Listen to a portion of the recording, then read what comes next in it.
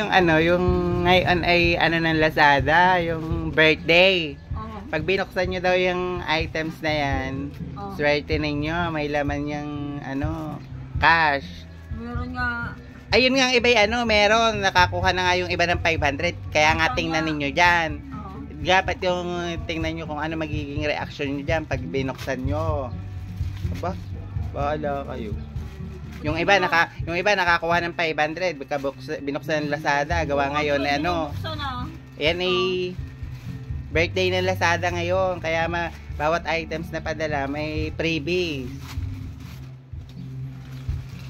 Abay, pakita nyo sa Lazada yung in-order. Ano, may napansin kayo dyan?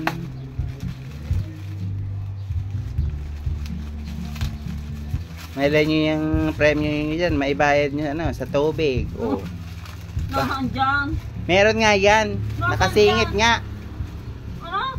Ay, kaya nga hanapin nyo daw kung meron. Wala. Wala, bala.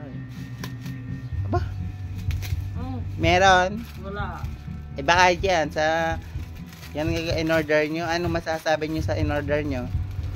Wala naman. Ha? Wala. Wala eh. Kaya nga hanapin nyo. Wala ka. Yabang mo.